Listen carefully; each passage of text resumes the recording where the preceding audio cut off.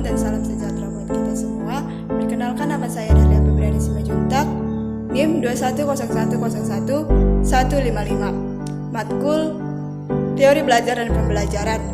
Dosen pengapu Pak Baginda Sitompul MPDK. Oke, di video kali ini saya topik bahasan teori kecerdasan majemuk. Pengertian teori kecerdasan majemuk. 2. Kelebihan dan kekurangan teori kecerdasan majemuk. Yang ketiga, teori tokoh-tokoh kecerdasan majemuk. Yang keempat, cara mengembangkan teori kecerdasan majemuk. Yang kelima, konsep teori kecerdasan majemuk. Yang keenam, macam-macam teori kecerdasan majemuk. Yang ketujuh, ciri-ciri teori kecerdasan majemuk. Pengertian kecerdasan majemuk. Kecerdasan majemuk adalah salah satu teori belajar yang dikemukakan oleh Howard Gardner, seorang pakar pendidikan dan psikologi berkembangsaan Amerika. Lahir dengan nama lengkap Howard R. Gardner pada tanggal 11 Juli 1943. Kelebihan dan kekurangan teori kecerdasan majemuk. Kelebihan teori kecerdasan majemuk. 1. Pembelajaran dapat lebih fokus terhadap satu kecenderungan cerdas. Yang kedua,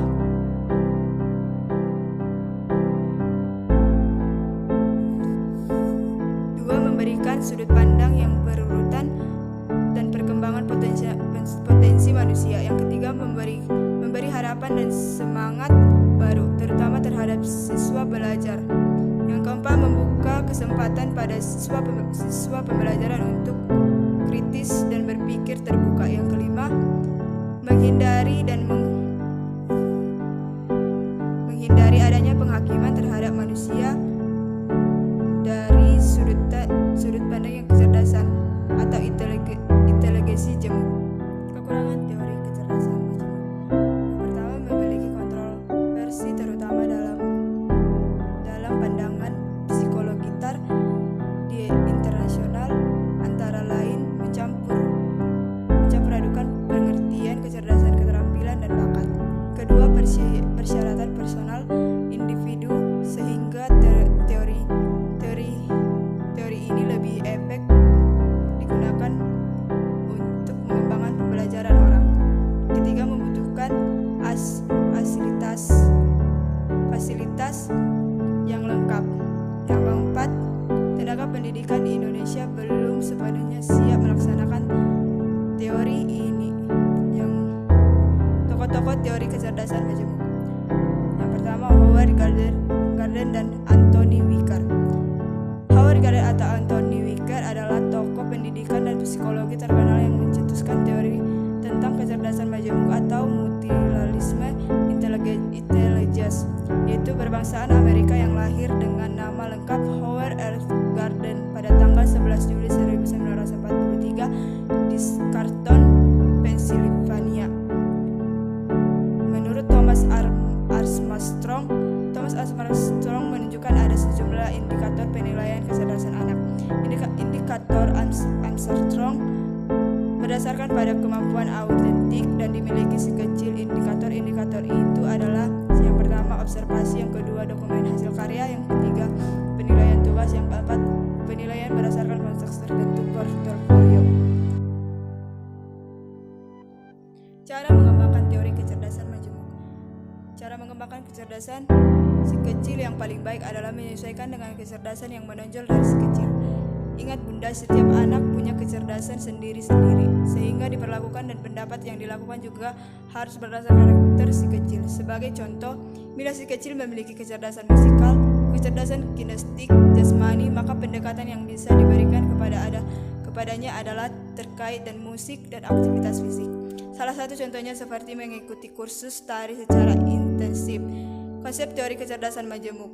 Yang pertama, satu jenis kemampuan tidak cukup untuk menyelesaikan berbagai persoalan manusia secara menyeluruh. Yang kedua, setiap anak punya karakteristik kecerdasannya. Yang ketiga, setiap anak memiliki kebangsaan cara belajarnya sesuai dengan kecerdasan yang termasuk juga kebebasan atau evaluasi hasil belajarnya. Yang keempat, setiap lingkungan anak memiliki fasilitas untuk mengembangkan kecerdasan majemuk yang dimiliki tiap anak. Yang kelima, penilaian kecerdasan anak harus kontekstual dan terkekang pada tes tertulis dengan standar formal. Yang terakhir, proses belajar anak tidak terbatas pada batas-batas tertentu. Macam-macam kecerdasan majemuk.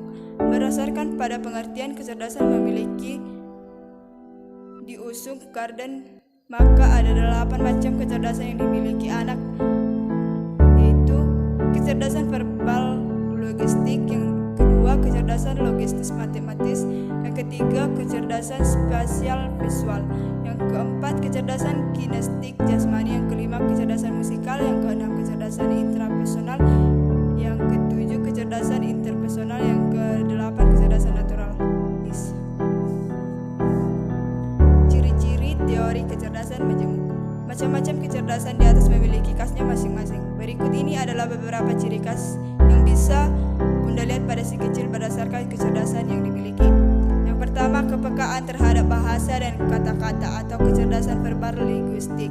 Yang kedua, kepekaan terhadap pola abstrak dan pola matematika atau kecerdasan logis matematis.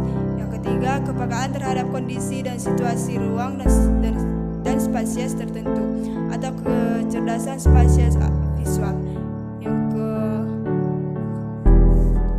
Yang keempat, menjalankan berbagai aktivitas fisik yang berorientasi mengolah tubuh atau kecerdasan kinestik jasmani.